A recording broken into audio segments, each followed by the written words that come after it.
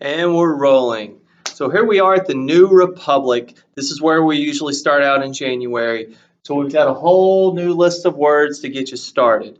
So let's talk about each one of these individually. Maybe it'll help you use them when you go to take the vocabulary quiz, okay?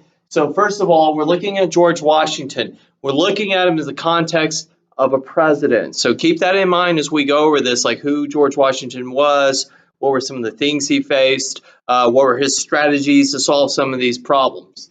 The word inauguration basically just means you're swearing someone into an office. And in this context, we're looking at George Washington running for office, okay? You're going to get this more in detail in class, so just keep it simple.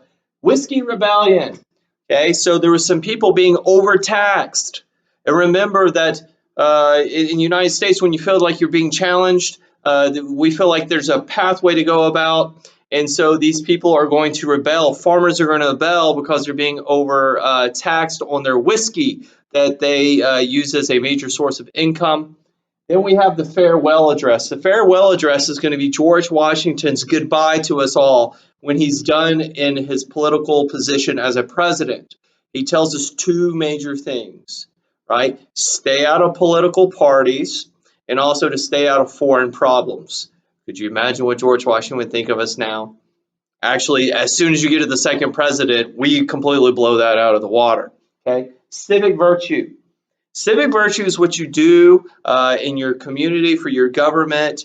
It's something like serving in an office. You're not doing it for money. You're doing it because it's what's good for democracy and it's what's good for our country. So there's no usual personal gain in it, okay? So being a president, that is civic virtue, right? Going and helping out at an election poll to make sure that people are being honest, that is civic virtue.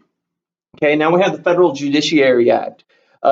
When we wrote the Constitution, we weren't completely clear on exactly how the Supreme Court was going to work or how any court system was going to work. So the Federal Judiciary Act answered those questions. And once again, we'll talk a lot about this in class. I don't want to overwhelm you in a 3 or 4 minute video.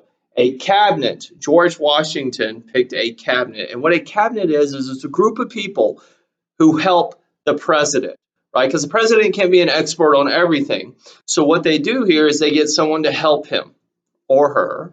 So if George Washington might not know a lot about, let's say, dealing with foreign countries, so they would bring in a Secretary of State or dealing with certain constitutional elements, so an Attorney General. So we have that a cabinet or a cabinet members are there to help and support the president and make sure that they specialize in something to help him out.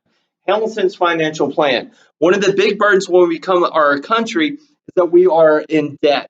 And as a young country, we don't want to be in debt because we want people to trust us and be able to loan us money and do business with us. So Alexander Hamilton goes through puts together a financial plan to help us out. And once again, we're going to talk a lot about this in class. So this is just the real basics here. And then last, we have the French Revolution. The French have a revolution inspired by us and our revolution after they came and helped us. They go back to France and they start addressing their own problems that they have in their own country. So they're going to ask for help. And the question is, do you think we help them? You'll find out in class. So this was a short 4 minute video, but it's to help get you started. Have a great day. Bye-bye.